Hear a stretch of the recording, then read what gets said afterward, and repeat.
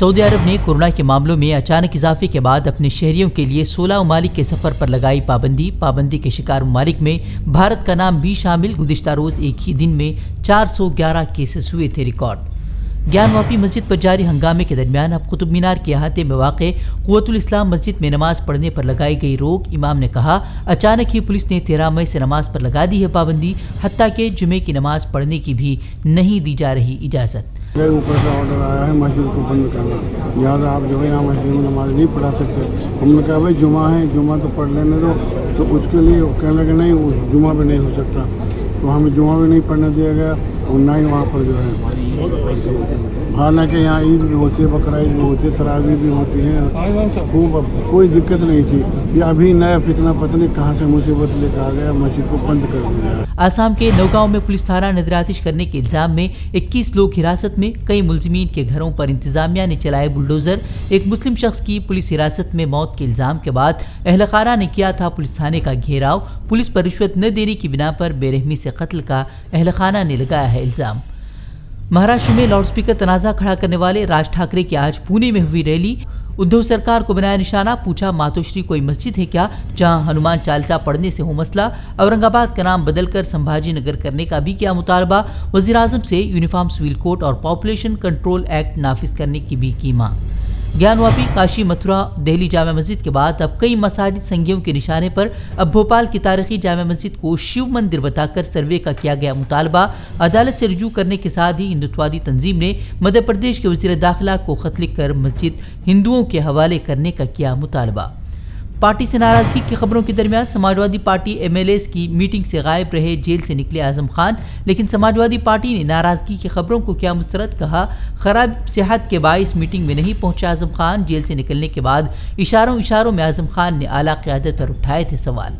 امت شاہ نے کانگریس رہنما راہل گاندھی کو بنایا نشانہ، اٹلی کا چشمہ اتار کر راہل گاندھی کو وزیر اعظم مودی کے ترقیاتی کاموں کو دیکھنے کی نصیحت کی۔ بولے جو 50 سال میں نہیں ہوا 8 سال میں وزیر اعظم مودی نے پورے کر دیے وہ کام۔ راہل گاندھی نے برطانیہ میں بی جے پی اور RSS پر صرف نفرتوں کو بڑھاوا دینے اور معیشت کی کمر توڑنے کا لگایا تھا الزام۔ کانگریس والے آنکھ بند کر کر وکاس کو ڈھونڈ رہے، راہل بابا آنکھ کھول دو، اٹالین چشمہ نکال دو، بھارتیہ چشمہ پہن لو تو معلوم پڑے گا کہ 8 سال کے اندر کیا ہوا۔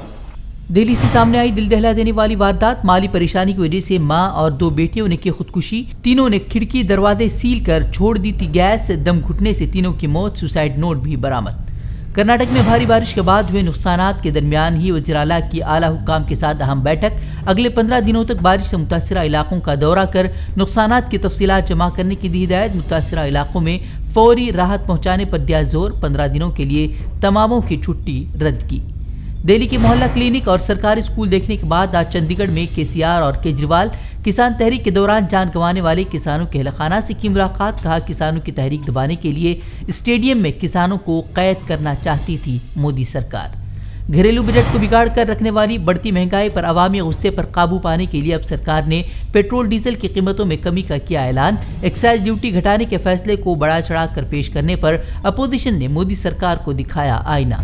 راہل گاندھی نے اعداد و شمار جاری کر سرکار پر عوام کو بیوقوف بنانے کا لگایا الزام، بولے 1 لیٹر پیٹرول کی قیمت 70 سے 110 تک پہنچا کر صرف 9 روپے کی چھوٹ سے عوام کا نہیں ہوگا کوئی بھلا، لکھا لوگ مہنگائی سے حقیقی راحت کے مستحق۔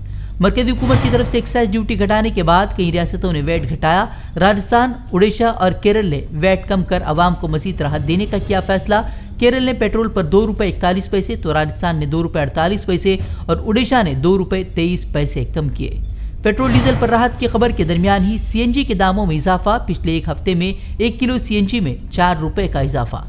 UP کے علی گڑھ میں شرپسندوں کی پیلی کوٹی مسجد پر کیچڑ پھینک کر ماحول خراب کرنے کی کوشش، رات کے اندھیرے میں کیچڑ پھینک کر فرار ہوئے شرپسند عناصر، مقدمہ درج۔